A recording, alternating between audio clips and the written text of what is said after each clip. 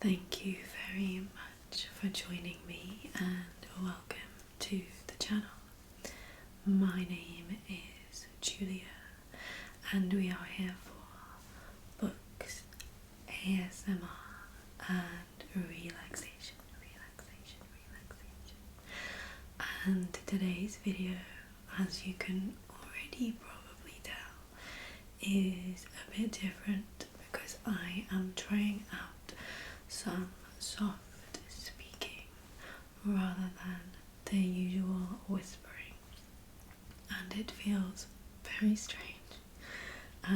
We'll see how it goes. I have no idea if this will turn out okay, but it's something I have been thinking about trying for a while, and I did get a request to do it, so here we are. So yeah, let me know in the comments if you do have a strong preference one way or the other. I'm not going to be doing this super regularly probably, and this video is going to be kind of a bonus aside from the weekly upload. I do need some coffee. My voice is already starting to crack a bit. So this is some iced coffee, which is with almond milk. It's a mocha flavour and it's really nice, but I don't think it's that strong. So it will probably be the sugar, if not the actual caffeine, that keeps me going. Probably not great. Anyway, so yeah, this video is a show and tell of lots of random literary, bookish themed items and random stuff that I have picked up over many years. So I thought I'd just do a bit of a different video, share all this stuff with you, and yeah, let's just get into it. So the first thing I'm going to show you is this very crinkled tote bag. It's got a quote on it, so let me see if I can hold it up. That's probably better. It says, "Though she be but little, she is fierce." And this is a quote from Shakespeare. I believe it's from A Midsummer Night's Dream, but in my head I thought for such a long time that it was from The Taming of the Shrew. I think I had a different bag. It was a Hessian, bigger tote bag for a really long time with this quote on, that I got in Shakespeare's Globes shop before going to see The Taming of the Shrew. And I loved that bag. I used it to death and it literally fell apart. So I replaced it with this one, which is a bit more flimsy. I don't know where I got it from, somewhere online. I don't know if it was Etsy or it might have been Amazon.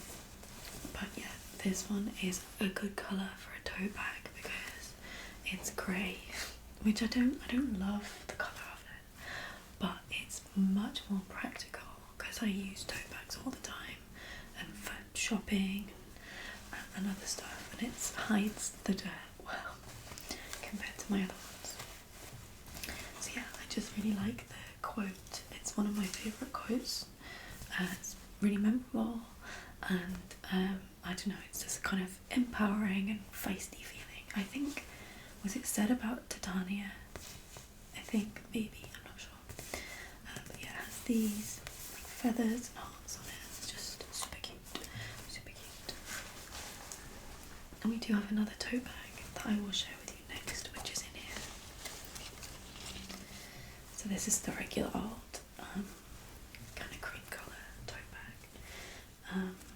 So if I can hold it up for you, this has, I'm so bad with directions, this is Gaia and Gimple, and it has Gaia and Gimple just written on the back, and this is something I got free from, at work we have a kind of partnership-ish thing with a gin company which is called Gaia and Gimple, and we were really lucky to have bar, or at least one, maybe a couple, in Norwich. It's part of a micro distillery, and we got to go there for like a little work trip. Got to make some gin and tonics, and they gave us these free tote bags, which I use all the time, so it's really good. And they also gave us some of the gin, which I will pick up in this. This is such a cool bottle because it's paper. It's like a cardboard bottle, and then there's an insert inside, and apparently it's just supposed to be way more sustainable and environmentally friendly in terms of recycling. And I think because it's much lighter in terms of transportation and stuff, it's better. So yeah, and I also just love it when you shake it. There's not much left in, but I have had this bottle for a really long time. But yeah, how is this literary themed? The name of the company, Geyer and Gimble, is taken from Lewis Carroll's The Jabberwocky poem. So I might try and find it and read it a little bit out for you. Basically, this is the creator of Alice in Wonderland, and The Jabberwocky is a poem that sits a little bit separate from that, but I believe it is referenced. The Jabberwocky is referenced in Alice in Wonderland, and it's a bit of a nonsensical, mad poem. But yeah, they did say sort of why they wanted to use it, but there's a walrus on the front, which I think is also related to the Jabberwocky poem. Okay, I found the poem online. It is fully nonsense. I will read it to you a little bit. 'Twas brillig and the slithy toves did Geyer and Gimble in the warp. All mimsy were the borough groves and the mome raths outgrab. Make of that what you will. That's the very start of it. So yeah, Geyer and Gimble is a delicious gin. Highly recommend. It's a really nice company. So yeah, that is my literary gin. Next we're going to do a couple of cards, which I love. I don't really tend to keep cards that people send for birthdays and things. I'm not super sentimental, and I don't like to collect too much, like, what do you call them, like trinkets and stuff. I kind of like to be a bit more minimalistic. But I wanted to show you, first of all, this one is gorgeous. My sister and her partner got this for me for my birthday, which happened quite recently in March. And I'm probably not going to keep it after this video. It's probably going to go in the recycling.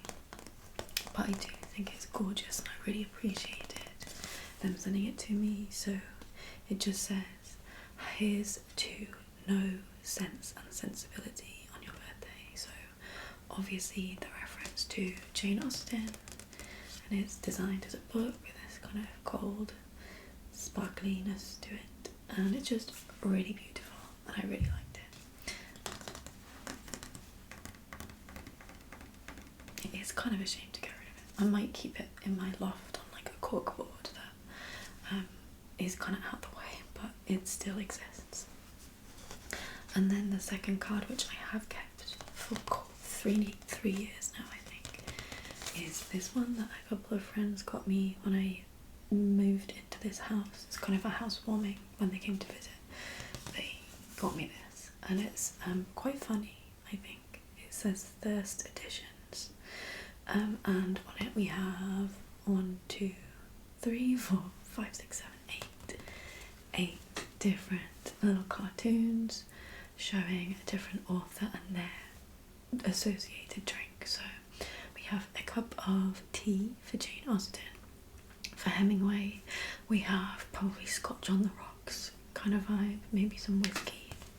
Fitzgerald, F. Scott Fitzgerald, has a kind of martini looking drink to fit their vibe. Jack Kerouac, this is one of the funnier ones, has a flask because because he wrote on the road, so very fitting. Tolstoy has vodka because Russia association with vodka. Shakespeare has an old tankard of beer. The Brontes have just a random glass of wine, and then Bram Stoker at the bottom. My favourite has a blood bag, of course, because of Dracula. So I just really thought it was very cute, nice, and it also has the nice memory of when I moved into my house. So I like that card as well. And then a couple more little bits, just one little more bit in here, I think. This is embarrassing, but I do have it, so I'm showing it to you. It is the Horcrux from Harry Potter. This is Slytherin's locket, which it's very cheap in terms of the feel of it and how it's made. Like, it does not feel good quality. But I got this in the shop at the Harry Potter studio experience, you know, where they filmed it all. And there's a massive shop there, and it was so much fun going around and seeing what to get. I was very tempted to buy a wand, but I bought this instead. This was a really long time ago. This was probably over 10 years ago now. So it's, yeah, the design of the locket as it describes in the book, which is kind of amber and then inlaid with the S of Slytherin, kind of a snaky S with emeralds, which is the green of Slytherin. I haven't actually put anything in the locket. It's just plain inside. It's like a velvety feeling green inset, and the clasp on it is kind of wearing down. I don't know why, because I haven't used it very much, but I guess I do fiddle. If I do have it, I will kind of play around with it, but as I said, I think it is just quite badly made, probably very expensive for the quality. But I just kind of love the idea of having a Horcrux, and that's kind of why I didn't know what to put in it, because what do you put in a Horcrux? I can't like do what you might do with a normal locket. I have worn this, I'm ashamed to admit, I have worn this outside occasionally. I remember wearing it to like a nice dinner once, which is stupid. But yeah, it was kind of funny. It felt a little bit like mini rebellious to be wearing it. So yeah, that's my Harry Potter Horcrux. And sticking with Harry Potter, my only other Harry Potter themed thing was this, which was a nice present from my auntie, one of my aunties.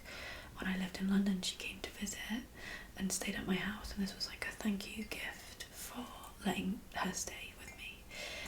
And so it is basically like a little soup cup, but it has the Hogwarts crest, and it has Polyjuice potion, and around the top we have the like mimicry of the potion spilling out over the cauldron. So super cute. I don't know if I've actually ever used it though, because I guess I could use it for hot chocolate or something, but to me for soup that's too small. If I'm having a bowl of soup, it needs to be bigger than that. So in terms of the size, it's just a bit random, but maybe better as an actual just drinking cup. And then I put inside it I have the smallest item I own that's literary related, which is a keyring, which I have on my car keys at the moment, but it is basically teeny tiny, and it is a little book or copy of, well, it's not a real book, I can't open it, but it's like a fake book, and it is The Sun Also Rises by Ernest Hemingway, which is one of my all-time favourite books, and I had to make sure I had something Hemingway in my life. So I got this on Etsy, and they basically say like, we'll make up a keyring, just tell us what your favourite book or what book you want it to be. See if this is what it came out like. It's very cute. I might have gone a bigger size actually if I'd have thought about it, because I think they did offer a different size, but I never measure anything. So it turned up, it is teeny tiny, but it's very cute.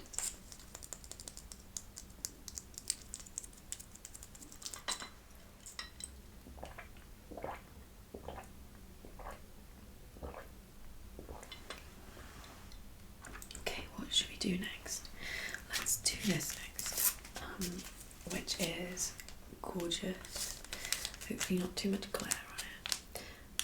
It's still in its wrapping, even though I bought it 9 months ago or so. So this is a picture of, obviously not a real picture, of Emily Bronte, and on it has "Nightly stars are burning," which is from one of her poems that she wrote. I got this in Haworth, which is the town where the Brontes lived, and I got it when I went to visit last summer. They had loads of amazing pictures and everything, and artwork and cards and loads of stuff, but I picked this up. I really like it. Has a kind of gothic-y Victorian feel to it, with the candle and the darkness, and it's kind of has the like weathered, scratched up, purposefully vibe to it, and I just really liked it. And I like the phrase as well, "Nightly stars are burning." There's something really beautiful about that. So I have this. It's currently in my bathroom, which is partly why I haven't taken the film off, because obviously steam can get a bit steamy in there. So I have it propped up on a shelf with some dried flowers next to it, so it has like a nice contrast to the brightness of those flowers. I just love how it looks, and I just have it leaned on the shelf against the wall, so it's not actually on the wall itself. And I think I probably might leave it like that, honestly, rather than getting it framed and put on the wall. I think that that's kind of a nice vibe for where it is. So yeah, hence keeping it in the protection. So on the back it says, this is by it's sold by the original Bronte stationery store. I don't know if the author's on here, not the author. I don't talk about books. The not painter either, like the artist. I don't actually see their name anywhere. But the back has like a little description. It's called Emily in Gondal. Gondal is one of the imaginary lands that Emily and her siblings created when they were young. And this is an original artwork depicting Emily Bronte creating her poem, and then as the poem, "There should be no despair for you while nightly stars are burning, while evening pours its silent dew and sunshine gilds the morning," which is very nice. So yeah, I love this piece, and it was £20, which feels okay. It's kind of what you would expect, I would say.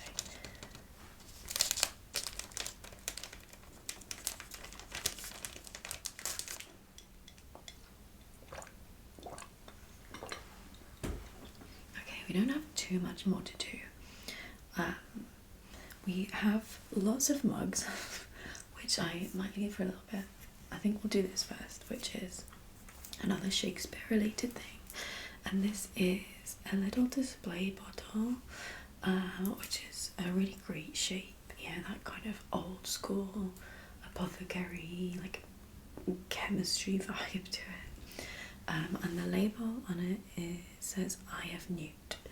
I have Newt. Potions and lotions. Horgan and Hex. Or Hakon and Hex, sorry. The Grand Mages of Europe and the world. I have Newt. It says, "Warning, transmogrification hazard." I just think it's so funny. So this is a reference to Macbeth and the witches in Macbeth. They reference "I have Newt." So yeah, this, I saw it and I couldn't resist. this was also purchased in Shakespeare's Globe Theatre. I think I probably got it at the same time as the original bag that I mentioned, and I did used to have it on display all year round, but now I just have it out for Halloween. But I did put green, dark green food colouring with just some water in it, so I filled it up. It's kind of dirty actually. Filled it up and had it out on the shelf and looked really cool, but it kind of went all mouldy and disgusting, which added to the vibe. It looked even more magical and grim, but yeah, it got to the point where I was scared to open it in case it kind of exploded everywhere, and it got too gross to deal with. Anyway, I did eventually deal with it, so yeah, that's why I don't have it out all the time now, just for a few weeks around Halloween. But I just think it's super cute and quirky to have. Next up, we have some coasters. We have 4 coasters as a set, and they are Alice in Wonderland themed. So, the first one says, if everyone minded their own business, the world would go around a great deal faster than it does. And they have these kind of, I don't know if they're from the books, original drawings, but they have that kind of slightly crazy but old-fashioned vibe about them. So I feel like they could be maybe from one of the editions. The next coaster says, I am under no obligation to make sense to you, which has Alice actually on it, and I think if you can see that, it's not focusing very well, but that does look quite old school as a picture or a drawing. And then that's the dodo that she's speaking to, or probably he's saying that to her. I am under no obligation to make sense to you. And then we'll do this one next. People who don't think shouldn't talk. That's focused a lot better. With the playing cards in the garden, and they're painting the roses red. I feel like these two contradict each other. Like, I am under no obligation to make sense, but also people who don't think shouldn't talk. And then the last one has the famous or infamous Queen of Hearts, and it has off with your head, off with everyone's head. So these are just really cute. I like the style of them. Like I said, they kind of have a vivid, slightly wild but old school vibe to them. So yeah, I use these a lot. I think we'll do the mugs now, and then there's just 2 more items I believe to do. So I have actually another Harry Potter thing. I did say I didn't have any more. So this first mug is the Ravenclaw Harry Potter mug, which was a gift. In fact, all of these mugs were gifts. But this is one that I got a long time ago, like many years ago. That was my sister's girlfriend Alex. She got it for me, which was very nice, because she knows that I love Harry Potter. And generally would probably put myself in Ravenclaw, although as I get older I feel more and more stupid, so I'm not sure. I probably still would, because I'm definitely not brave, and I don't think I have enough edge and ambition to be in Slytherin. So yeah, I guess it would be between Hufflepuff and Ravenclaw. I'm not sure I'm that loyal either, so where does everyone else go? I don't know. Anyway, yeah, Ravenclaw. When I've done the quizzes and stuff online when I was younger, I always used to get that as well. So yeah, I do like the blue colour too, and it's a really sturdy mug. Like, it's actually, as opposed to the Horcrux, which was not well made, this is a really well made sturdy mug, and it keeps drinks really hot for quite a long time because it's very thick. So yeah, Horcrux. Hogwarts crest on one side, and the Ravenclaw crest and emblem with the raven. on this side, which is cool.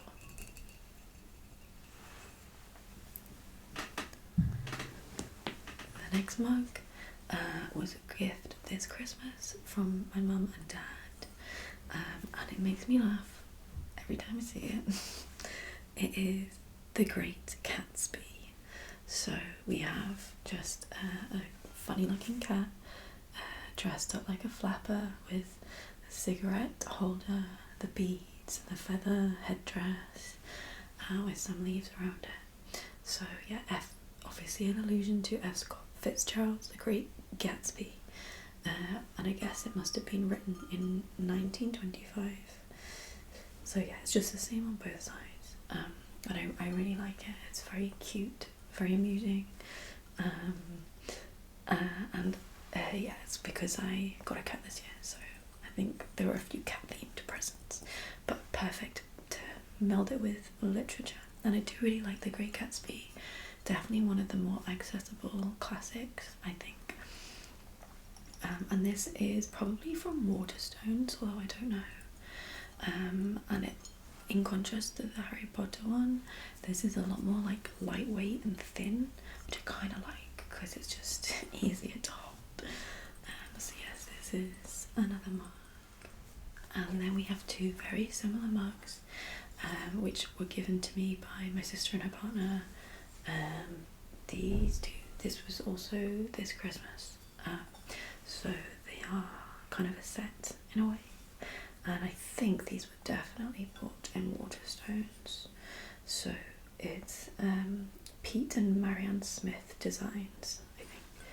And this first one, it says writers and characters, and you have sets, pairs, where there's an illustration, kind of funny cartoonish illustrations of the authors, and then one of their famous creations. So let's start here. We have Jane Austen and Mr. Darcy. He's coming out of the lake all wet. Seamus Heaney and the Naturalist. Seamus Heaney is an Irish poet who we had to study in school, which is kind of why I know a bit about him. R.L. Stevenson and Long John Silver, who would be from Treasure Island.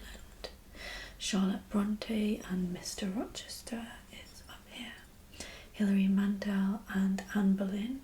She wrote the Wolf Hall books around the Tudors. Bram Stoker and Dracula, which is quite funny. They're all like vaguely amusing, I would say. Geoffrey Chaucer and the Wife of Bath.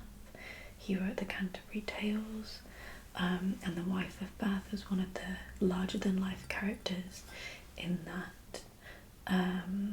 Ben Okri and Abiku. I actually haven't read any of Ben Okri or Okri. I don't know what the pronunciation is. I think this might be wrong. I think he might be a British Nigerian author who he's definitely won some literary prizes. Feels like someone I should try out some of his books, because I think he's very well respected. And then Dylan Thomas and Miss Fanwy Price. Dylan Thomas, I think he's Welsh.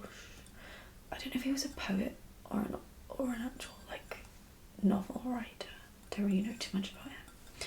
And then Agatha Christie with Hercule Poirot, the detective. We have George Orwell and Napoleon, the pig from Animal Farm, the anthropomorphized pig. J.R.R. Tolkien takes up a good amount of space because you have Smaug the dragon with him and Bilbo, which is cute. J.K. Rowling with Harry Potter. Miss Marple was actually next to Agatha Christie as well. And then we have H.G. Wells and The Invisible Man. I haven't read, I don't think I've read any H.G. Wells, but I think he's very much a science fiction writer from the past. Wrote The War of the Worlds. And then we have Charles Dickens with Marley and Marley, the ghosts from A Christmas Carol. and The Second Ghost as well. William Shakespeare with Puck and Bottom from A Midsummer Night's Dream. P.G. Wodehouse and Lord Emsworth and The Empress of Blandings. P.G. Wodehouse wrote Jeeves and Wooster. I don't really know too much about that. And then finally we have Bernardine Evaristo and Amma Bonsu. I have her, I think she won the Booker Prize, and I have her book Girl, Woman, Other on my shelf, and I haven't read it, and I keep meaning to, but whenever I pick it up I get very intimidated because of the style of it, and it's kind of formatted maybe a bit like poetry at times, and I don't think there's any punctuation in it, which I didn't know, and that really scares me and puts me off, so I don't know. And then we have Mary Shelley with Frankenstein's Monster, although they have just labelled it as Frankenstein here, which is not right because Frankenstein was the man that created the monster. And then we have Virginia Woolf and Orlando.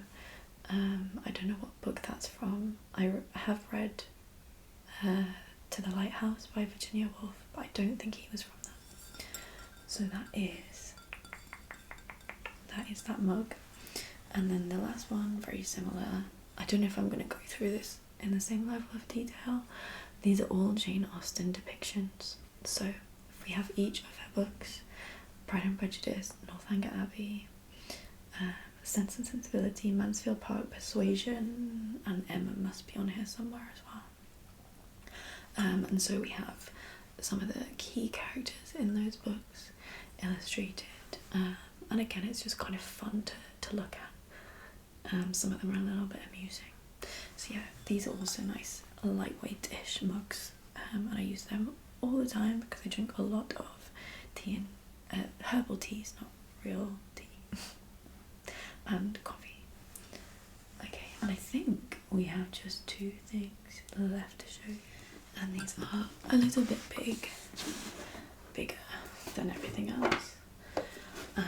This is a board game, which is the Game of Thrones board game.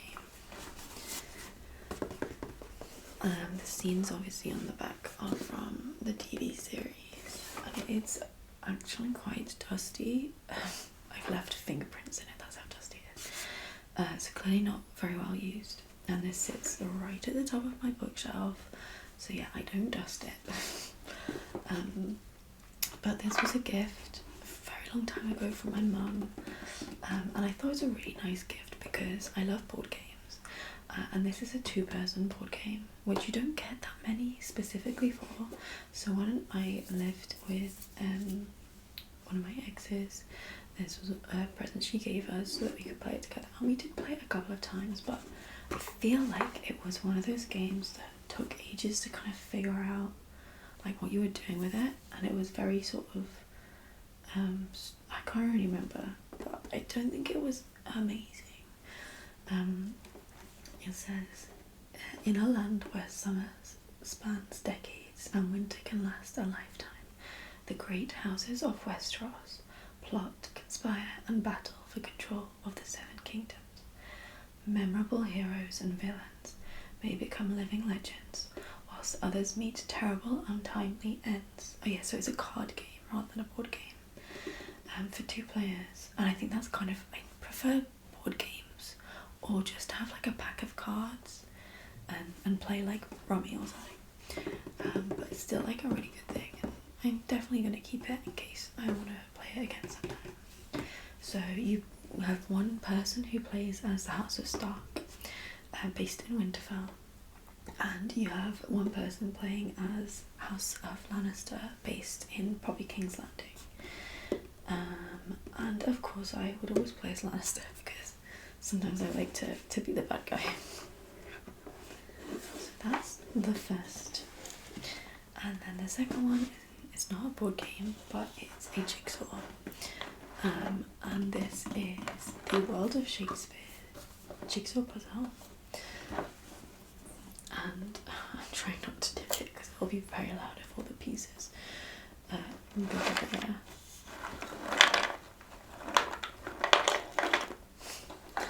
So this is what it looks like. So we have the Globe Theatre as it was back in the day along the River Thames, and then loads of the other buildings. Is it? Would it be Edwardian? I don't know. What? Oh, I don't know. I don't know what like era specifically. It would be like the 1500s, right?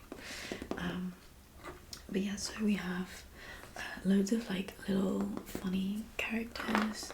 Apparently there's like Richard III somewhere at the Tower of London. We have a bear pit. I think that might be it. With them fighting. Loads of boats on the Thames. Lots of random stuff going on and allusions to Shakespeare's plays throughout. So yeah, the characters at the top. So this was a really fun jigsaw to do. I spilt some water or something on it when I was doing it though, and it kind of warped some of the pieces, which was annoying. But yeah, this is, I think, another Waterstones purchase. Again, it was a gift. But yeah, I do like the board game for Sherlock Holmes, which is really good. And there's a Harry Potter version of Scrabble, which I've played at someone else's house, and that's always really fun, and I kind of would like to maybe own that as well. So yeah, that is, I think, everything. I think I've covered everything. So I hope you enjoyed this random video, a little bit different. Hopefully it was interesting and relaxing, and do let me know what you think, whether you prefer whispering or soft speaking, and I'll see you again soon. Take care.